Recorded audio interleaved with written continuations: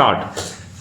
समय के साथ बदलाव की जरूरत हमेशा महसूस की जाती है। स्टॉप। इसी जरूरत को ध्यान में रखकर केंद्रीय कैबिनेट ने लड़कियों की शादी की उम्र 18 से बढ़ाकर 21 करने के प्रस्ताव को मंजूरी दे दी है। स्टॉप।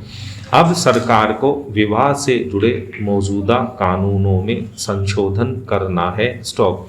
सरकार का यह फैसला टास्क फोर्स की उस रिपोर्ट पर आधारित है जिसमें कहा गया था कि पहले बच्चे को जन्म देते समय महिला की उम्र 21 वर्ष से अधिक हो तो महिलाओं और बच्चों पर सेहत की दृष्टि से ही नहीं बल्कि आर्थिक और सामाजिक मोर्चे पर भी सकारात्मक प्रभाव पड़ता है। स्टॉप।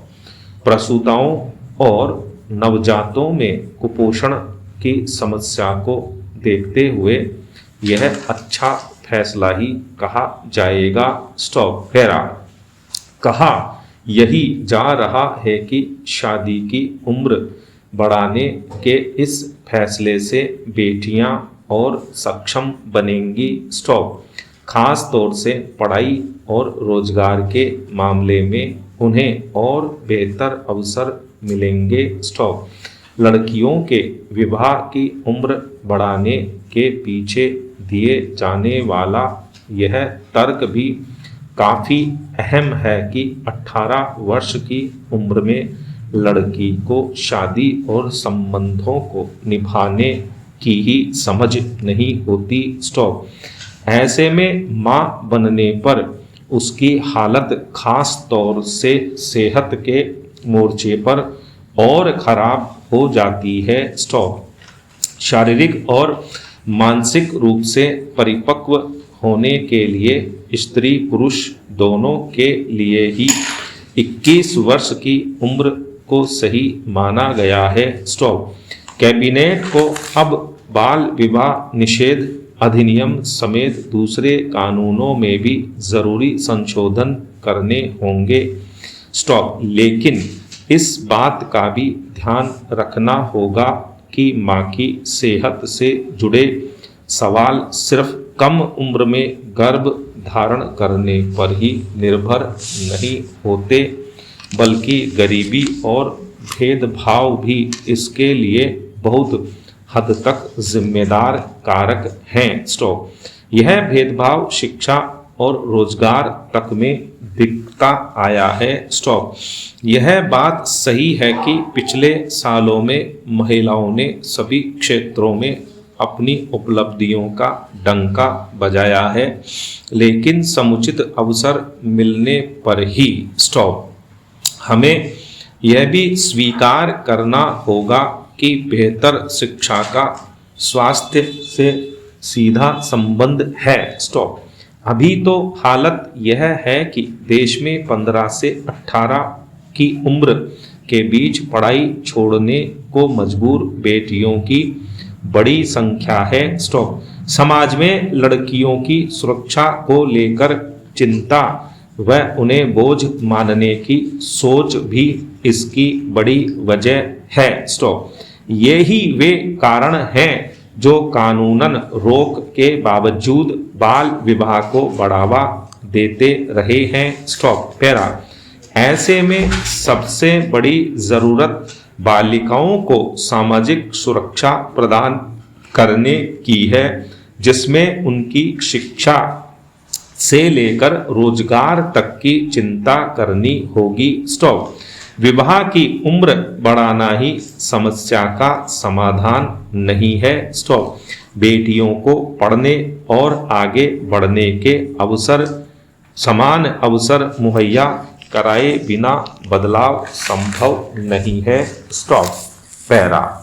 देश की 17वीं लोकसभा की स्टैंडिंग कमेटी की मार्च 2020 की रिपोर्ट में कृषि एवं किसान कल्याण मंत्रालय में भारतीय प्राकृतिक कृषि पद्धति को वर्तमान में लागू परंपरागत कृषि विकास योजना के सब मिशन के तहत प्रस्तावित किया है। स्टॉप। प्रधानमंत्री नरेंद्र मोदी ने भी प्रकाश पर्व पर प्राकृतिक खेती की आवश्यकता एवं उसके आकलन के लिए सुझाव दिए हैं। स्टॉप। पैरा।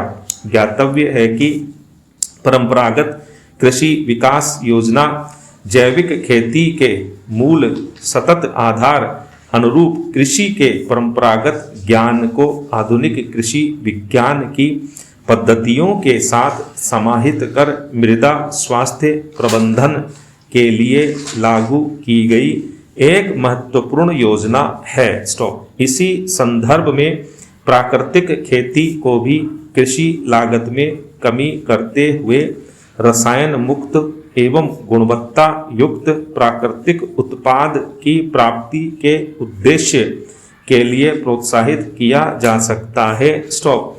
जैव विविधता के संरक्षण और मृदा स्वास्थ्य के प्रबंधन के लिए भी यह उपयोगी है। स्टॉप। नीति आयोग एवं संयुक्त राष्ट्र ने भी खेती के टिकाऊपन के लिए अपने कार्य क्षेत्रों में इसकी आवश्यकता महसूस की है। स्टॉप। पैरा।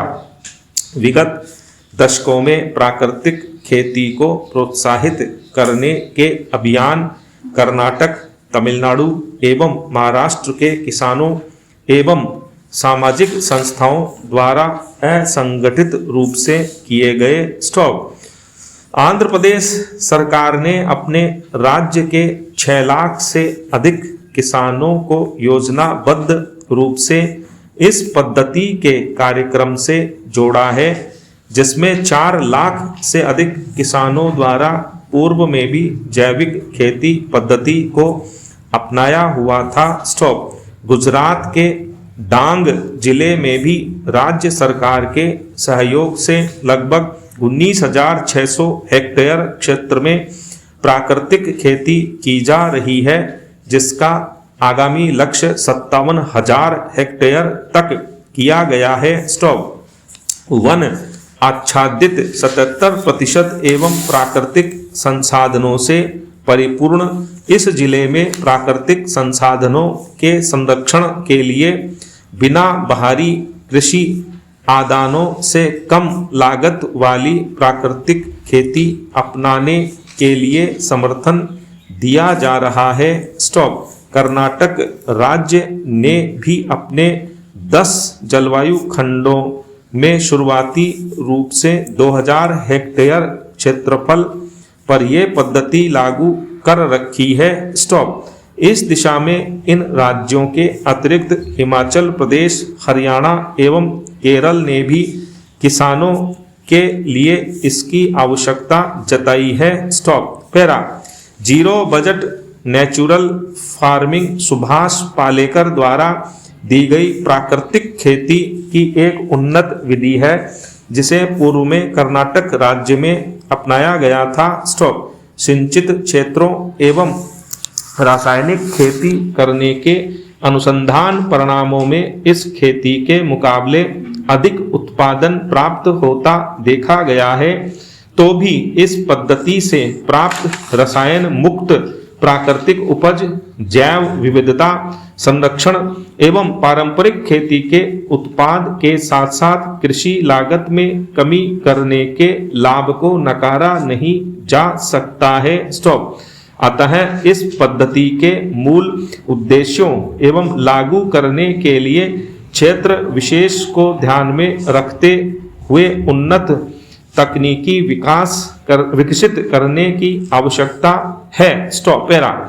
देश की जनजातीय उपयोजना क्षेत्र में शामिल दक्षिण राजस्थान, मध्य प्रदेश एवं गुजरात राज्य के जनजातीय जिलों में छोटी जोत के किसान अपनी आजीविका के लिए कृषि पर निर्भर हैं। स्टॉप। जलवायु एवं विषम भौगोलिक परिस्थितियों में वर्षा पोषित खेती से ये अधिकतम उत्पादन प्राप्त नहीं कर पाते हैं। स्टॉप। इन क्षेत्र विशेषों को लक्षित करते हुए इस पद्धति में परंपरागत मिश्रित फसल की उन्नत कृषि तकनीकी का समावेश कर अनुसंधान उपरांत इसे लागू किया जा सकता है। स्टॉप। इसमें कृषि लागत में कमी कर गुणवत्ता युक्त प्राकृतिक उत्पाद के साथ साथ जैविक एवं मृदा संरक्षण का कार्य भी सहज हो सकेगा। स्टॉप।